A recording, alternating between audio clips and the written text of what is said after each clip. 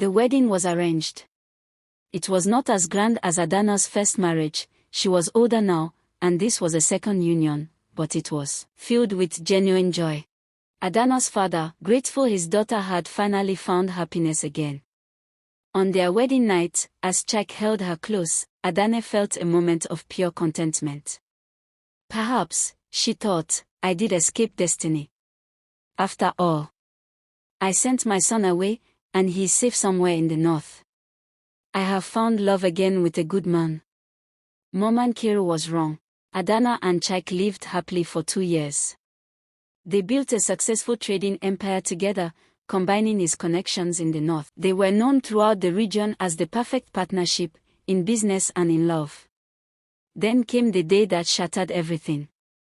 A traveler passed through the village, an old sailor who had worked on trading boats for 50 years.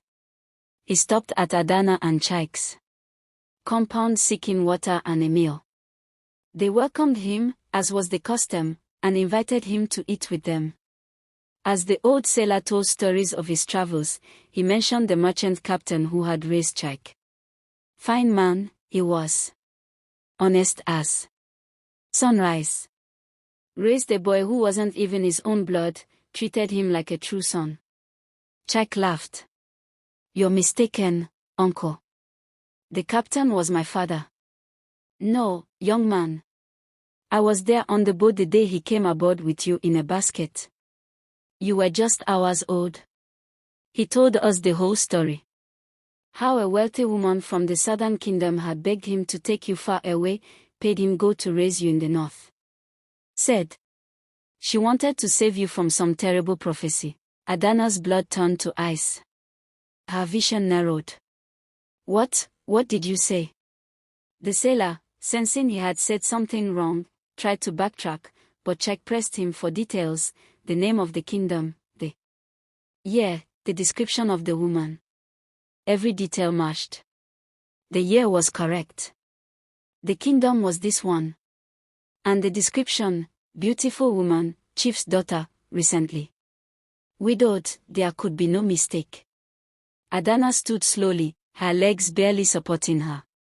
She looked at Chike, truly looked at him for the first time with the eyes of recognition. She saw her own eyes staring back at her. She saw her late husband smile. She saw the curve of her father's nose. No, she whispered. No, it cannot be. But Chike was already backing away, his face a mask of horror. Mother. The word came out as accusation, as agony, as question. The old sailor, realizing what he had revealed, fled into the night.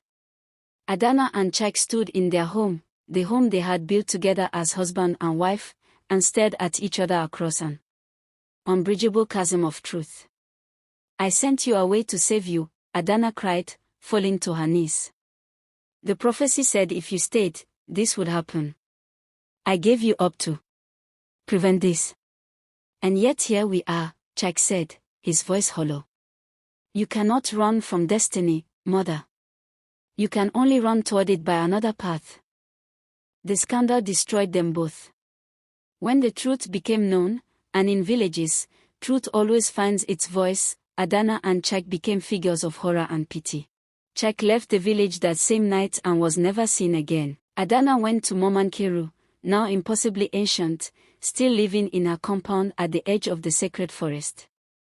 You said I could prevent this by sending him away. Adanna raged. You lied. The old diviner shook her head slowly.